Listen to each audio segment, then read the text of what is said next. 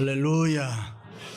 우리 몸 안에는 여러 가지 지체들이 하나의 조직을 이루고 있습니다. 그런데 그 지체들은 언제나 우리 몸이 정상적이 되도록, 건강하도록 노력하는 것입니다. 맥박이 1분에 60에서 80회, 또 그리고 혈압이 120에서 80 정도가 정상이라고 합니다. 올라가면 고혈압이고 내려가면 저혈압이라고 합니다. 그런데 몸에 어떤 바이러스 균이 들어와서 이상이 생기면은 이 맥박도 혈압도 정상을 벗어나서 달라지게 되는 것입니다. 우리가 달리기를 한다든가 심한 운동을 하면 숨이 가쁘고 혈압이 올라갑니다. 그러면 온몸의 지체들은 나름대로 사지백체 오장육부 다 이런 게 노력을 해서 5분, 10분 지나면은 정상으로 또 돌아오게 됩니다. 어떤 사람은 1년 내내 감기에 걸려서 골골 하는 사람들이 있습니다. 그런 분들은 몸 안에서 건강하게 하는 정상으로 만드는 힘, 이 면역력이 약해서 그렇습니다. 우리는 대개 아프면 약만 먹으면 낫는 줄 아는데 약을 아무리 먹어도 내 몸 안에 있는 정상으로 회복시키고자 하는 이 능력과 힘이 노력이 없으면 안 되는 것입니다. 어떤 병이든지 간에 밖으로 보면 아무리 좋은 약을 먹고 치료를 하고 수술을 받아도 안 된다는 것입니다.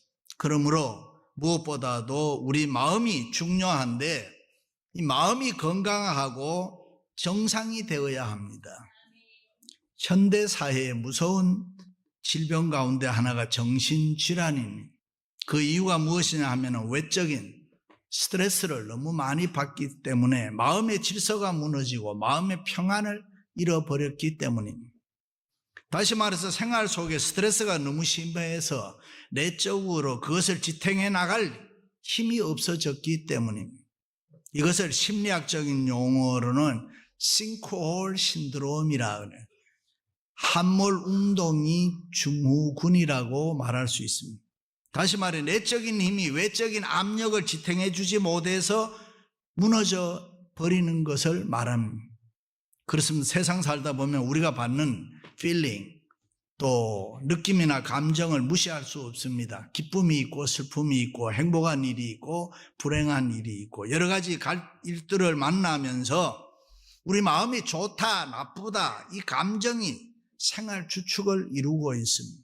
그런데 우리가 그 어떤 일을 통해서 이 마음의 상처를 받으면은 생활이 뒤틀리고 파괴되고 실패하게 되는 것입니다. 현대인들은 외모로 보면은 사람이 다 멀쩡해 보이는데 자세히 들어가 보면은 영혼의 번민이 있고 정신적 고통이 있습니다. 마음의 아픔이 있습니다. 고통과 괴로움 속에서 심지어 자살도 합니다. 참으로 안타까운 일입니다. 그런데 문제는 이런 마음의 상처를 치료할 의약품이 지금까지 없다는 것입니다. 그런데 성경은 말씀합니다. 사랑으로 행하라. 그러면 살리라. 믿으시면 아멘. 예수 그리스도의 사랑만이 상처투성이의 우리 영육을 치료하고 건강하게 할 수 있다는 것입니다. 믿으시면 아멘. 심리학자들이나 정신과 의사들도 마음의 상처를 치료하는 힘은 사랑이라고 합니다. 우리가 믿는 기독교는 일찍이 예수님께서 하늘의 보좌를 버리시고 이 땅에 오사 우리를 죄에서 구원하시기 위해서 십자가에 돌아가신 그 사랑, 그 사랑을 믿고 그 사랑을 전하고 그 사랑을 실천하며 살아가는 사람을 기독교인이라 그럽니다. 그 사랑을 통해서 이 땅의 모든 사람들은 치유받아라. 그 십자가의 사랑으로 건강하게 살아라. 그 사랑으로 행복하게 살아라. 할렐루야. 오늘 사도 요한은 사랑 안에 두려움이 없고 온전한 사랑이 두려움을 내쫓는다 그랬습니다. 다시 말해 두려움이란 마음의 상처에서 오는 것인데 원죄가 있는 인간에게는 포비아가 작게는 75개, 많게는 수백 개가 된다고 합니다. 그런데 그 두려움, 포비아가 모든 질병의 원인이 된다는 것입니다. 그런데 이 두려움을 몰아낼 수 있는 것은 온전한 사랑밖에 없다는 것입니다. 그렇습니다. 우리 인간의 욕구 중에서 가장 근원적인 욕구가 뭡니까? 사랑입니다. 그런데 왜 불행합니까? 왜 마음에 상처가 있습니까? 요 사랑이 충족되지 않기 때문에. 사람은 빵으로만 살 수가 없죠. 만족할 수 없죠. 사람은 이 사랑을 먹고 살아야 건강할 수 있습니다. 그런데 이 사랑의 기근 때문에 많은 사람들이 오늘날 허덕이고 있습니다. 많은 사람들이 개인주의, 이기주의로 너무 따지고 계산합니다. 날카로운 이성으로 냉정하게 살다 보니까 너나 할 것 없이 인간미가 없어지고 우리의 가슴은 차가울 대로 차가워졌습니다. 거기서 오는 외로움이 있고 소외감이 있습니다. 사랑에 굶주림이 있습니다. 가끔 사람들이 마음이 아프다고 하고 삶이 고달프다고 이야기합니다. 왜 그렇습니까? 우리에게 사랑이 없어서 그렇습니다. 그럼 우리가 어떻게 살아야 마음의 상처를 치료하고 건강하고 행복하게 살 수 있습니까? 첫째는 우리가 다른 사람을 사랑할 때 내가 건강할 수 있습니다. 누구든지 하나님을 사랑하노라 하고 그 형제를 미워하면 이는 거짓말하는 자니 하나님을 사랑하는 자는 또한 그 형제를 사랑할지니라. 할렐루야. 하나님이 인간에게 주신 가장 큰 선물이 뭐냐? 사랑입니다. 인간은 서로 사랑하면서 살아가도록 만들어 놨습니다. 그렇다면 도대체 사랑이 뭡니까? 데니스 웨이틀리가 쓴 위대함의 씨앗이란 책에 보면 What is love? 사랑이 뭐냐? Love, L, listening. 사랑은 듣는 것이다. 사랑하는 사람의 말을 들으면 재미가 있죠. 시간 가는 줄 모르는 거예요. 하나님을 사랑하면 하나님의 말씀을 들으면 재미가 있습니다. 은혜가 됩니다. 오버루킹, 눈 감아주는 것이다. 덮어주는 것.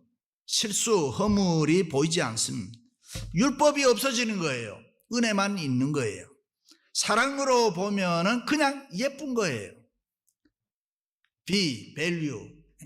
사랑하면 가치를 인정함으로 너나 할 것 없이 소중해집니다. 가치가 점점 귀해지고 풍요해집니다.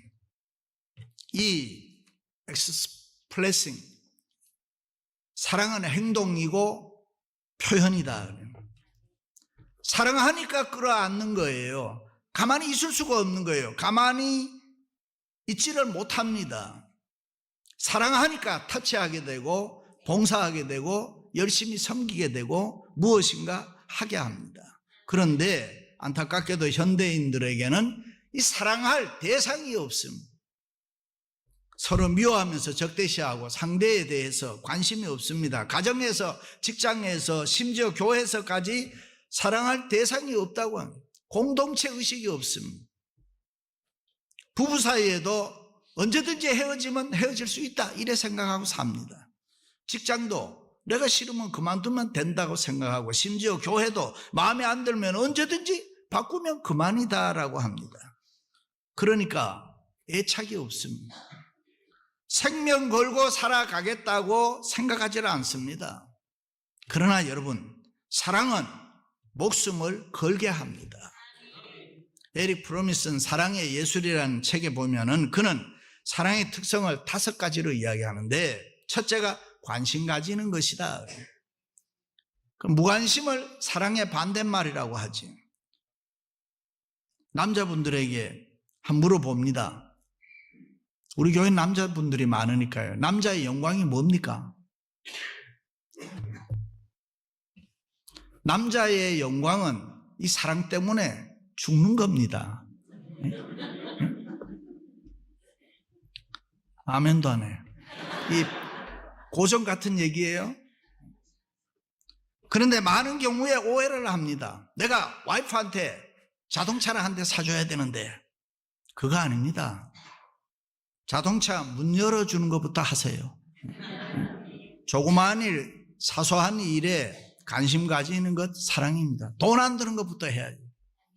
자동차 문 열어주는 게 쉽습니까? 자동차 사주는 게 쉽습니까? 그것도 뭐 어려운 문제인가요? 제가 언젠가 말씀드렸는데, 여자들은 꽃 한 송이나 꽃 한 다발을 받는 느낌이 똑같습니다. 그래서 여자들에게 꽃 한 다발 사주는 남자는 바보 같은 남자예요. 여자는 한 송이면 됩니다. 하나님이 만드실 때 꽃 한 송이나 한 다발이나 분별을 못하도록 하나님이 여자들의 브레인을 만들어 놨습니다. 그래서 한 송이를 자주 사주면은 어떤 사람은 뭐 결혼 50주년이니까 장미 50송이다 100송이다 하는데 바보 같은 짓 하지 말고 50송이를 50번 나눠서 하고 100송이를 100번 나눠서 하면은 그만큼 효과가 커지는 거예요. 그런데 남자들은 뭐든지 한꺼번에 그냥 크게 해치우려고 합니다. 그렇게 하지 마세요. 돈은 아끼고 계속 관심은 가지세요. 그것이 사랑입니다. 둘째는 책임을 느끼는 것입니다. 시골에 살아본 분들은 알겠습니다. 암탉이 병아리를 10마리, 20마리를 끌고 다니다가 공중에 독수리가 나타나면은 막 자기 날개 안으로 품고 성질을 있는 대로 다 냅니다. 그러면은 독수리도 도망을 갑니다. 사랑은 책임지는 것입니다. 셋째는 존중하는 것입니다. 한국 사회는 계급 사회였습니다. 우리나라 초기에 선교사님들이 본국에 보고를 했습니다. 한국이라는 나라가 어떤 나라냐? 방은 조그마한데 들어가면 침대도 없고 의자도 없다. 그런데 그 방 안에, 그 조그마한 방 안에 서열이 분명하게 있다. 윗목이 있고 아랫목이 있고 식구들이 우르르 들어와 앉으면 정해진 자리가 다 정해져 있다. 우리도 미국에 와서 살면서 알고 모르는 사이 많이 변했습니다만 우리도 아직 우리에게 이 상대방을 확인하는 습성이 있습니다. 그래서 보통 사람을 만나면 나이가 몇이냐? 군대는 언제 갔다 왔냐? 학교는 어디를 나왔냐? 그걸 왜 묻습니까? 식당에 가보세요. 사람을 왜 그렇게 쳐다봐요? 계급 사회에 있었기 때문에 우리는 알고 모르는 사이에 확인이 필요한 것입니다. 분명하게 서열을 정해놓고 나하고 거래를 하자는 것입니다. 제가 아는 어떤 목사님은 20년 동안 형님 했는데 나중에 보니까 동생이더래. 사랑이란 계급이 아니고 서로 존중하는 것입니다. 넷째는 이해하는 것입니다. 우리가 살다 보면 가끔 남자도 여자도 갱년기, 죽이라는 게 있습니다. 그때는 무조건 이해하면 됩니다. 억지로 풀려고 하지 마세요. 여자가 성질 내면은 어떻게 해야 돼요? 내버려 둬야 돼요. 대개 남자들이 그거를 풀려고 왜 그러냐고 계속 따져 묻는데 그러면 더 난리 납니다. 성질 내는 여자 자신도 모르니까요. 그래서 내버려 두면 때가 되면 돌아오는 거예요. 그러면 문제가 풀렸느냐? 아닙니다. 상태입니다. 다섯째는 주는 것입니다. 내게 있는 것으로 주고 또 주어도 기쁘기만 한 것이 사랑입니다. 계산이 없습니다. 따지는 것도 없습니다. 다 주어도 즐겁고 행복한 것이 사랑입니다. 요즘 노블리스 오블리제라는 말이 유행합니다. 귀족의 의무가 무엇입니까? 옛날 로마의 귀족들은 참 많은 존경을 받았습니다. 왜냐하면 다른 사람을 사랑하고 베풀었기 때문에. 사랑으로 베풀면 오래 갈 수 있습니다. 그렇습니다. 우리가 다른 사람을 사랑할 때 우리가 건강해지고 우리가 은혜 받고 우리가 축복을 받습니다. 우리가 다른 사람을 사랑하면 우리가 살아납니다. 이 세상은 우리 혼자 살 수 없습니다. 우리가 건강하게 살기 위해서는 우리 가족을, 우리 이웃을, 우리 교회를 내가 먼저 사랑해야 됩니다. 공동체가 죽어버리면 우리 혼자 살 수 없기 때문에 예수님이 우리를 향해서 내 이웃 사랑하기를 내 몸과 같이 하라. 어느 병원에서 같은 병으로 두 여집사가 매우 급하게 어려운 수술을 받아야 되는데 마침 한 집사님은 이 임신하고 있었으므로 해산 후에 수술하기로 하고 다른 여집사가 먼저 수술을 받았습니다. 그런데 때를 놓치지 않고 제때 먼저 수술을 받은 집사는 죽었습니다. 그러나 해산 후에 뒤늦게 수술을 받은 집사는 수술 후에 그 병을 깨끗이 고쳤습니다. 이유가 무엇이냐? 비록 때를 놓치고 뒤늦게 수술은 받았지만은 자기의 병은 둘째치고 태어난 아이를 보면서 내가 젖을 먹여야 되는데 내가 빨리 제 아이를 안아줘야 되는데 그 아이에 대한 사랑, 집착 그것이 있었기 때문이라. 살아났다는 것입니다. 다시 말해 어린 생명을 사랑하는 어머니의 사랑이 있기 때문에 자기 질병도 고칠 수가 있었습니다. 그렇습니다. 사랑의 힘은 위대한 것입니다. 사랑의 힘은 죽음보다 강한 것입니다. 참으로 우리가 그리스도의 사랑으로 사랑하면은 우리 안에 있는 트인 파구가 확 열려서 우리 안에 있는 영육의 모든 질병을 치료할 줄로 믿습니다. 할렐루야.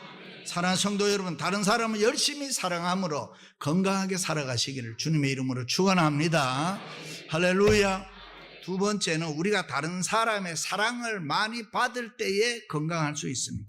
하나님이 우리를 사랑하시는 사랑을 우리가 알고 믿었노니 새 계명을 너희에게 주노니 서로 사랑하라.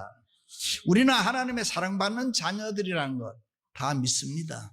그런데 그 하나님의 사랑이 다른 사람을 통해서 우리에게 나타나는 것입니다. 부모, 형제를 통해서, 가까이 있는 이웃을 통해서, 친구를 통해서 나타납니다. 우리를 사랑해주는 사람이 이 세상에 많이 있을 때에 우리는 세상 살아갈 가치가 있습니다. 그러므로 우리를 사랑해주는 사람이 세상에 많아야 됩니다.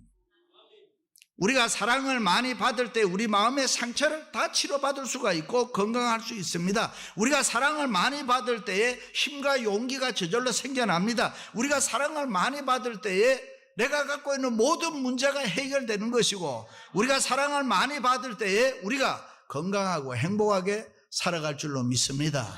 할렐루야. 실험용 흰쥐 새끼 5마리씩을 2박스에 넣고 한 박스에는 어미쥐를 갖다 넣어놨습니다. 그런데 얼마 뒤에 보니까 어미쥐가 있는 곳에 새끼쥐가 훨씬 더 윤기가 나고 토실토실 잘 자라더라고요. 그 이유가 뭐냐면 어미쥐의 사랑을 받을 때에 새끼쥐에게 성장 호르몬이 생기기 때문에 사랑받을 때 그래서 더 잘 자라는 것입니다. 그렇습니다. 말 못하는 동물도 사랑받기를 원하는데 인간은 더욱 그렇지 않겠어요? 우리가 사랑을 받을 때에 이 세상 건강하게 살아갈 줄로 믿습니다. 할렐루야. 심리학자들에 의하면 옛날에는 어린아이들 중에 손가락 빠는 아이들이 없었다 그래요. 그런데 요즘은 여러분 주위에서 많이 볼 수 있죠. 그것은 어머니의 젖을 흡족히 빨지 못했다는 증거입니다. 사랑에 굶주린 어린이의 표정입니다. 어떤 장로님이 사업에 실패해서 많은 빚을 지고 하루아침에 비참하게 됐습니다. 그러니까 아내와 자식들 보기에 면목이 없습니다. 내가 이렇게 살아야 되나? 하루에도 몇 번씩 후회를 하면서 죽고 싶다는 생각에 사로잡혀 살았습니다. 그런데 하루는 밤늦게 집에 들어왔는데 불을 환하게 켜놓고 아내 권사님이 이쁘게 화장을 하고 반갑게 맞아주었습니다. 그리고 앞에 앉아서 여보, 세상 사람이 뭐라고 하더라도 나는 당신을 믿습니다. 당신은 결코 나쁜 사람이 아닙니다. 당신은 반드시 일어날 거예요. 나는 당신을 사랑합니다. 이 이야기를 듣고 있던 장로님이 체면이고 뭐고 그 권사님 앞에서 목을 놓아 울면서 세상 사람들이 나를 다 죽일 놈이라고 하더라도 당신이 나의 진실을 믿어준다면은 나는 다시 반드시 일어날 것이다. 그리고 얼마 후에 장로님이 열심히 사업해서 돈 많이 벌어서 행복하게 살았다. 할렐루야. 그렇습니다. 다 그런 것은 아니지만 남자들은 되게 비슷한 속성을 가지고 있습니다. 여자가 너무 강하게 나오면 무능해지든가 아니면 완전히 정이 떨어져서 나가 떨어지는 거예요. 그런데 여자들은 이것을 몰라요. 자기들처럼 쉽게 마음이 변하는 줄 알고 지나치게 강하게 나올 때가 있습니다. 열린 분의 여자분들은 조심하세요. 그렇습니다. 우리는 서로 사랑을 주고받아야 해요. 사람은 사랑을 받을 때 마음의 상처가 치료되고 건강할 수 있습니다. 사랑받을 때 기쁨이 생겨나고 사랑받으면 누구나 성공할 수 있고. 할렐루야. 결혼 앞둔 자매들이 되게 그래요. 배 나온 남자는 나는 딱 질색이다 그래요. 그런데 그거 몰라서 그래요. 결혼해봐요. 그 배가 얼마나 사랑스러운데. Love handles. 알만한 사람은 알도다. 요즘에는 이 몸무게 재는 저울이 나왔다 그래요. 말을 하는 저울이 있다 그래요. 몸무게 잴 때 120파운드입니다. 160파운드입니다. 근데 250파운드 되는 사람이 올라가니까 두 사람입니다. 한 사람 내려오세요. 그렇습니다. 우리가 이 세상을 얼마나 소중하게 살아가느냐, 그 결과 딱 하나입니다. 사랑입니다. 사랑하면 삶의 의미가 커지고, 사랑하면 건강하고 행복하고, 그러나 사랑이 빠지면 지루해지고 힘듭니다. 사랑을 많이 받으면 천년이 하루 같고, 그러나 하루가 천년같이 느껴지면 사랑이 없는 것이고, 그러므로 여러분은 사랑 많이 받으시고 영육의 질병 치료하고 건강하고 행복하게 살아가시기를 주님의 이름으로 축원합니다. 할렐루야. 마지막으로는 이 사랑이 구원이고, 이 사랑이 능력이고, 이 사랑이 축복입니다.